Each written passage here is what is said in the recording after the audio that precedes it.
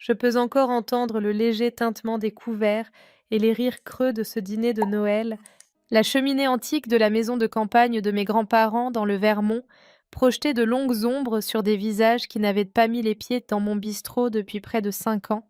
Bien qu'il se trouve juste en bas de la colline, près de l'agence d'assurance familiale, Zoé, la voix de ma cousine Olivia résonna, tranchant à travers les bavardages anodins. Raconte à tout le monde ta grande nouvelle. Je levai les yeux.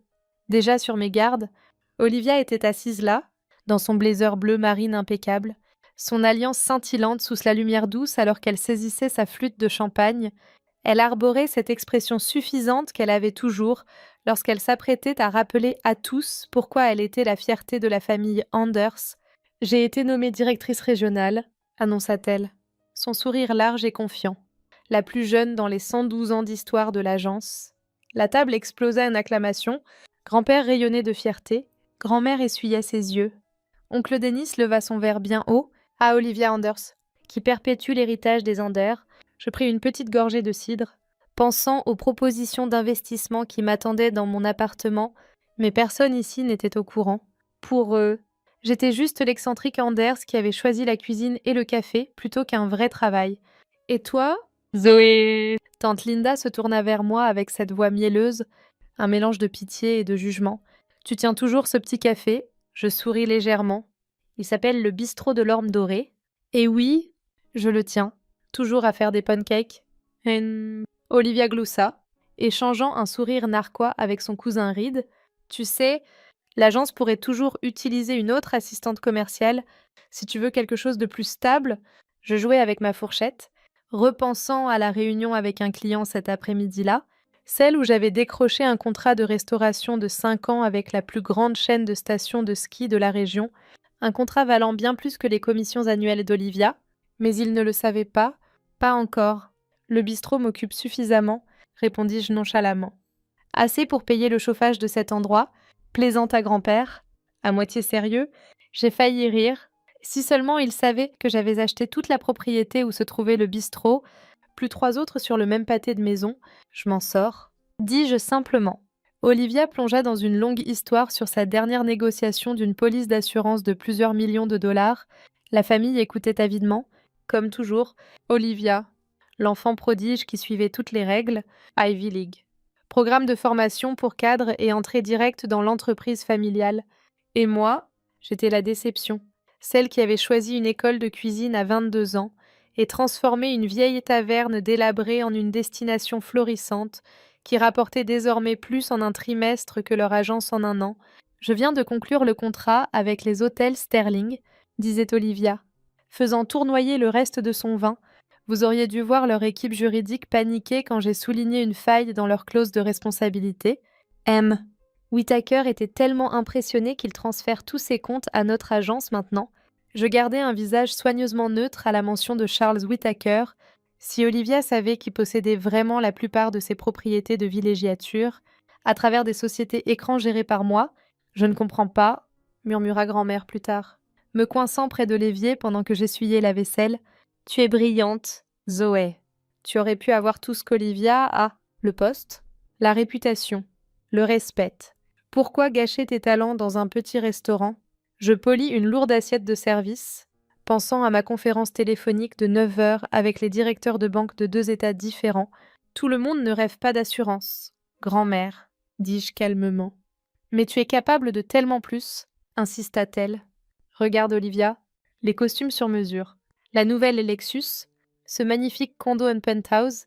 Ne veux-tu pas un vrai succès? Je pensais à mon propre penthouse, celui que j'avais acheté le mois dernier sous le nom de ma société d'investissement, dernier étage. Mais leur vue, payé comptant, je suis heureuse de mes choix, dis-je simplement. Grand-mère soupira, la frustration gravée sur son visage. Je m'inquiète juste pour ton avenir, dit-elle. Le secteur de la restauration est si risqué, et si tu veux fonder une famille un jour, comment les soutiendras-tu? J'ai failli rire, pensant à mon empire immobilier grandissant, mes partenariats silencieux. Mon portefeuille d'actions diversifiées. Le bistrot n'était que la première étape, une porte vers un monde totalement différent. Plus tard ce soir-là, alors que la famille se préparait à partir, Olivia me prit à part près du vieux porte-manteau en chêne. Je le pensais. Pour l'agence, dit-elle, posant une main manucurée sur mon bras. Oncle Denis pourrait t'installer en souscription. Tu pourrais grimper rapidement. Merci, dis-je légèrement, me dégageant. Mais je suis exactement là où je veux être. Le sourire d'Olivia vacilla. Zoé, sérieusement, tu ne peux pas tenir un restaurant de petit déjeuner pour toujours? Ne veux-tu pas être quelqu'un? Oh! Si elle savait, j'étais déjà quelqu'un plus grand que tout ce qu'ils avaient jamais imaginé. Demain le prouverait. Je jetai un coup d'œil à ma montre. Faut que j'y aille. Journée chargée demain, bien sûr, dit-elle avec un sourire narquois. Ces gaufres ne se feront pas toutes seules. Je rentrai en ville, au véritable quartier général, caché à la vue de tous. Juste au-dessus du bistrot de l'Orme Dorée, pendant que ma famille pensait que je passais mes journées à verser du sirop et à essuyer des tables, j'avais construit un empire en secret. Le bistrot n'était que la vitrine, la partie visible qu'ils pouvaient pointer du doigt et dénigrer. Derrière s'étendait un vaste réseau d'acquisitions immobilières, d'investissements stratégiques et de contrats signés discrètement qui allaient bientôt redessiner notre petite ville de montagne. En déverrouillant la porte privée derrière la cuisine à pâtisserie, je montai les escaliers jusqu'à mon vrai bureau, un espace élégant et ensoleillé équipé uniquement de l'essentiel. Je m'installai dans mon fauteuil en cuir et ouvris le dossier étiqueté Whittaker Holdings. Demain matin, Charles Whittaker ne rencontrerait pas Olivia dans un bureau d'agence en hauteur. Il me rencontrerait dans mon bistrot. Pendant des années, il m'avait aidé à acquérir discrètement des propriétés à travers diverses sociétés écrans, sans jamais révéler à son équipe ou à ma famille qui était le véritable acheteur. Je sortis le contrat final, celui qui consolidait toutes mes possessions en une seule entité, Andersrich Management.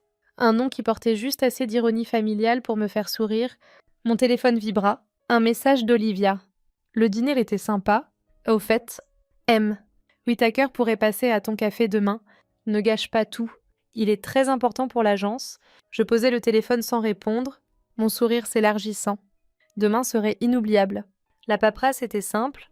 Toutes les sociétés que j'avais créées au cours des 5 dernières années fusionneraient sous Andersridge. Le transfert ferait de moi le plus grand propriétaire terrien entre Montpellier et Burlington. Tout cela sans jamais mettre les pieds dans un tribunal. En vérifiant les signatures finales, je pensais au sourire arrogant d'Olivia au dîner, aux murmures inquiets de grand-mère, aux blagues condescendantes d'oncle Denis. Il n'avait aucune idée. Pendant qu'ils couraient après des titres et des plaques de bureau, j'avais acheté le sol même sous leurs pieds. Demain matin, tout changerait. J'arrivais au bistrot de l'Orme Dorée avant le lever du soleil. Ellie, ma gérante, préparait déjà le comptoir à café. La salle de réunion est prête, dit-elle, me tendant une tasse. Mais honnêtement, pourquoi un gros bonnet veut-il se réunir ici plutôt que dans un vrai bureau? Je souris simplement, sirotant mon café. Parfois, les plus grosses affaires se concluent là où personne ne regarde, à 9 heures précises. Charles Whittaker poussa la porte vitrée. Malgré son statut de l'un des promoteurs les plus puissants de la Nouvelle-Angleterre, il portait un simple jean et un pull bleu marine. C'est ce que j'aimais chez Charles. Pas de chichi, juste des résultats. Bonjour, Male Anders, me salua-t-il chaleureusement. Puis, un peu plus fort, puis-je avoir un cappuccino? Je souris. Passant derrière le comptoir, c'était un jeu que nous connaissions bien. Moi, la joyeuse propriétaire d'une petite entreprise et lui, le client décontracté. Personne n'avait la moindre idée que nous étions sur le point de conclure une affaire de plusieurs dizaines de millions, juste autour d'un café. Pendant que je faisais mousser le lait, la porte d'entrée tinta à nouveau. Je levai les yeux pour voir Olivia entrer à grands pas, mallette en cuir à la main, ses talons claquant contre le plancher en bois. « M. Whittaker » appela-t-elle, visiblement surprise de le trouver ici. « Je ne m'attendais pas à vous voir si tôt. » Charles prit son cappuccino avec un hochement de tête et un sourire chaleureux. « Ah, Male Anders, votre cousine fait le meilleur café de la ville. Voulez-vous vous joindre à notre réunion ?» Olivia hésita, ses yeux passant de l'un à l'autre. « Une réunion. Oui, dit-il calmement. Concernant le projet de développement de Ridge Valley, il désigna la salle de réunion privée à l'arrière. Allons-y. Je pouvais voir l'esprit d'Olivia s'emballer, essayant de comprendre pourquoi son client le plus important tenait une réunion dans le petit restaurant de sa cousine. Elle nous suivit néanmoins, sa curiosité l'emportant sur son scepticisme. La salle était confortable mais professionnelle, table en chêne massif, chaises confortables Éclairage ambiant doux, seule une petite caméra de sécurité dans un coin laissait présager que quelque chose de plus grand allait se produire. J'ai besoin d'un autre témoin, dit Charles, sortant un dossier épais de sa mallette. Peut-être que votre cousine pourrait aider. La façade polie d'Olivia se fissura l'espace d'une seconde. Zoé. Oh non. Elle ne fait que gérer le café. Elle n'a pas besoin d'être impliquée dans des affaires juridiques. Charles haussa un sourcil. Au contraire, elle est essentielle à cette réunion. Je m'assis avec assurance à la tête de la table, savourant la confusion qui traversait le visage d'Olivia. En fait, Olivia, c'est toi qui n'as pas besoin d'être ici, mais puisque tu es là, autant assister à quelque chose d'intéressant. À ce moment, la porte d'entrée tinta à nouveau. Grand-père et oncle Denis entrèrent, repérant Olivia et se dirigeant vers l'arrière. « Que se passe-t-il ici » demanda grand-père sèchement. Fronçant les sourcils, « Pourquoi M. Whittaker vous rencontre-t-il » Dans un café, avant qu'Olivia ne puisse répondre, Charles intervient avec aisance. « En fait, j'ai invité tout le monde ici. Il semblait approprié de finaliser ces documents-là où tout a commencé. » « Où quoi a commencé ?» exigea Olivia. J'ouvris mon ordinateur portable et projetai la présentation sur l'écran mural. La diapositive de titre brilla vivement. Consolidation d'Andersridge Management. En dessous, une carte détaillée du centre-ville s'illumina, des blocs entiers mis en surbrillance, des dizaines de propriétés regroupées sous un même nom, Andersridge Management. Grand-père murmura, sa voix faible. « Ma société » dis-je calmement. Vous pourriez reconnaître quelques filiales aussi, propriété de l'Orme Dorée, domaine de Ridge Valley, Summit Holdings. Olivia s'effondra sur une chaise, abasourdie alors que la réalité s'imposait. Ce sont toutes les propriétés pour lesquelles nous gérons des polices d'assurance, bégaya Olivia. Sa voix à peine audible, celle appartenant au groupe d'investissement de M. Whittaker. Pas exactement, corrigea Charles avec aisance. Ces propriétés appartiennent à votre cousine. Je l'ai simplement aidée à les acquérir, discrètement, au fil des ans. C'est impossible, s'étouffa grand-père, le visage rougissant. Zoé tient un café. Elle ne pourrait pas. Je sortis mon propre dossier épais et le posai soigneusement sur la table. Le bistrot n'était que le début, dis-je calmement. Quand j'ai acheté cet immeuble il y a 5 ans, j'ai vu une opportunité. La rue principale était sous-évaluée, dispersée. Personne ne voyait l'ensemble.